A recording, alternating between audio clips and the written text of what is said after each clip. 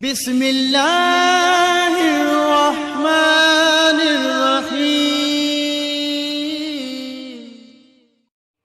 औज़ुबिल्लाहिमिनश्शैतानिर्रजीम। बिस्मिल्लाहिर्रहमानिर्रहीम। अस्सलामु अलैकुम।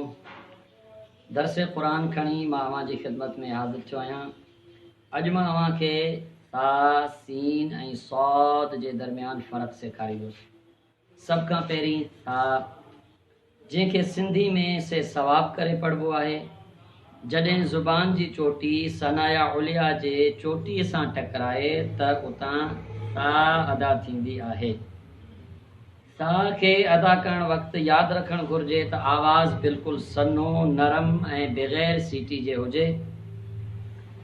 सा जी मश्क़ करण जो बहितरीन तरीक़ो ही आहे त शुरू में हमज़ो आणियो, उनखे ज़बर ज़ेर पेश टिनी हरकतुनि सां पढ़ो ऐं उनखां पोइ सा आणियो, उनखे साकिन करे हमज़े सां मिलाए पढ़ो। मिसाल अर्थ, अर्थ, इस, उस, उस।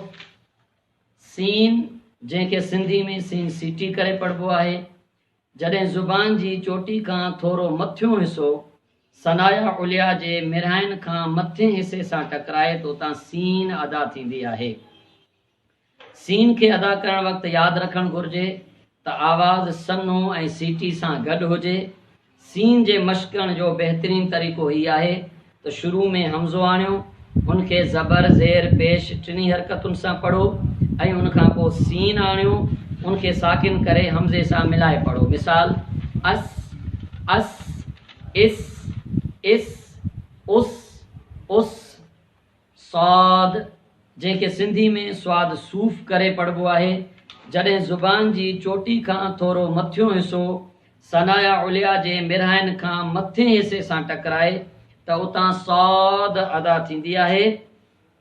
सौद खे अदा करण वक़्तु यादि रखणु घुरिजे त सौद जो आवाज़ थुल्हो ऐं सीटी सां गॾु निकिरंदो आहे। सौद खे अदा करण वक़्तु चपनि खे थोरो गोल करण सां आवाज़ थुल्हो थींदो आहे। सौद जे मश्क़ करण जो बहितरीन तरीक़ो ही आहे त शुरू में हमज़ो आणियो, उनखे ज़बर ज़ेर पेश टिनी हरकतुनि सां पढ़ो ऐं उनखां पोइ सौद आणियो, उनखे साकिन करे हमज़े सां मिलाए पढ़ो। मिसाल औस, औस, इस, उस, उस। यकीनन अवां सा, सीन ऐं सौद जे आवाज़ुनि जे दरमियान फ़र्क़ु महसूस कयो हूंदो। सा जो आवाज़ सन्हो, नरम ऐं बग़ैर सीटी जी आहे। सीन जो आवाज़ सन्हो, नरम ऐं सीटी सां गॾु आहे। सौद जो आवाज़ थुल्हो ऐं सीटी सां गॾु आहे।